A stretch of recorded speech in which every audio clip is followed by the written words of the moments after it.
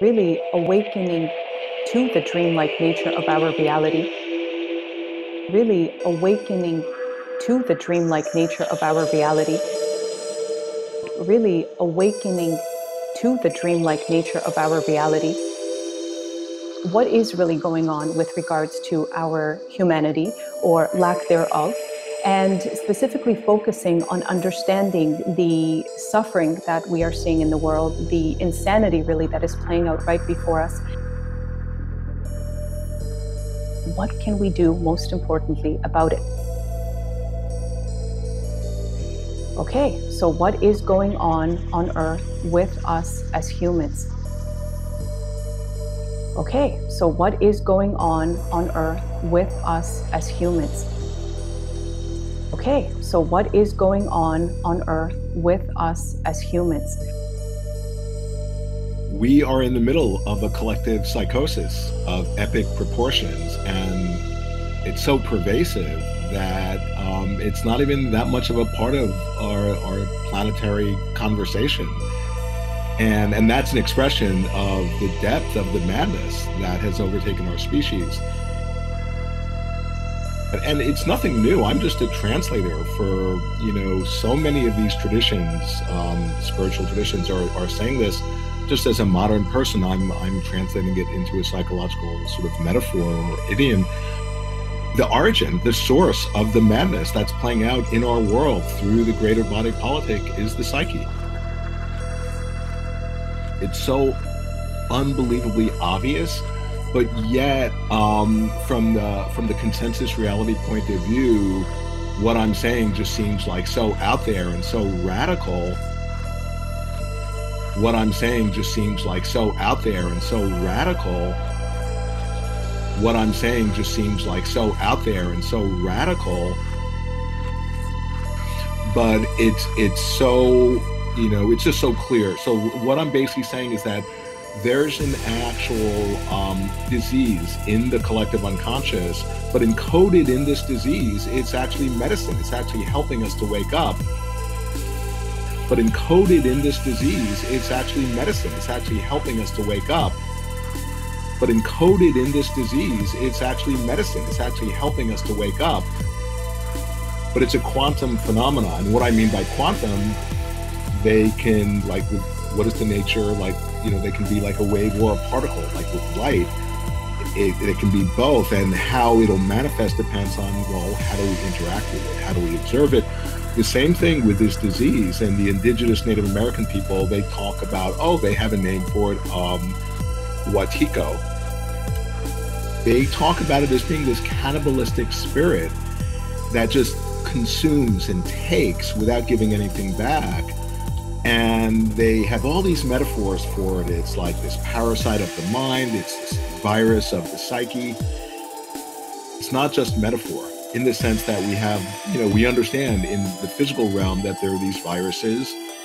And this is a psychic virus, and it operates through our unconscious, through the blind spots, in such a way that we then become the instrument to act this virus out in the world.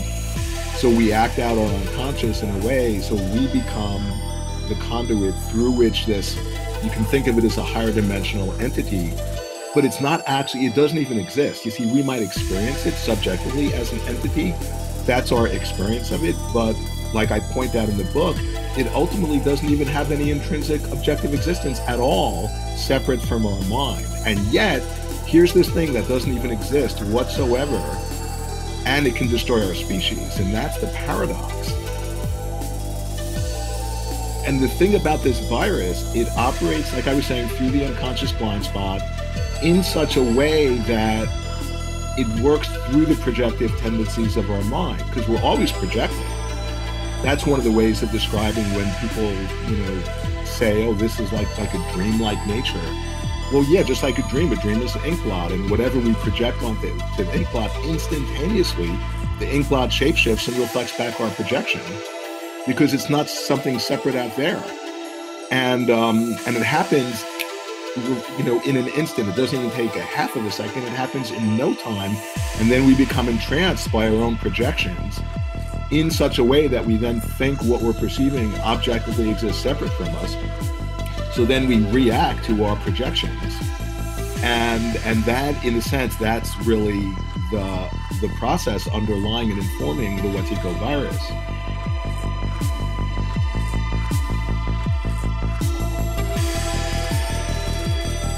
It's a form of, like, because it operates through the blind spot, it's a form of, like, blindness, of psychic blindness, but it's a particular form of blindness in that we actually think we're really clearly seeing.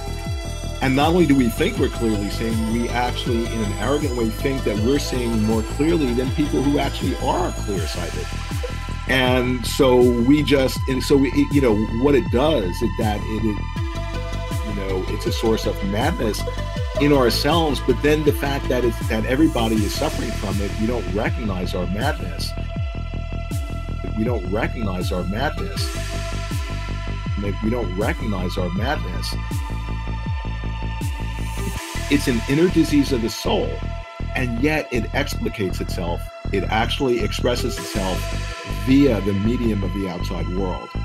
So that's an amazing statement. And what I'm pointing at is that somehow there's something in the psyche that actually is able to extend itself out into the world and configure events in the seemingly outer world so as to synchronistically express what's going on inside of us.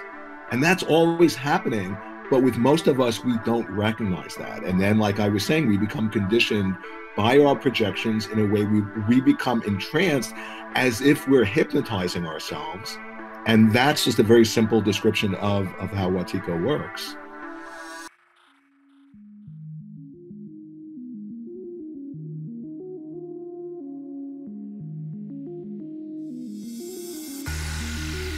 That it has the power to induce a negative hallucination. And, you know, many of us understand what a normal hallucination is, seeing something that isn't there. Can you help us understand this from the negative hallucination to really emphasize that? Right, and that phrase, the negative hallucination, the sci-fi writer Philip K. Dick, he was the one who coined that phrase. And I just want to say, because I just wrote this recent article about Philip K. Dick's work, he was completely describing to a T Wetiko, but he, of course, was describing it in his own way. And so what he means by when we have like an actual hallucination, we're seeing something that's not there. Well, a negative hallucination is that something is there and we can't see it. And we can't see it. And we can't see it.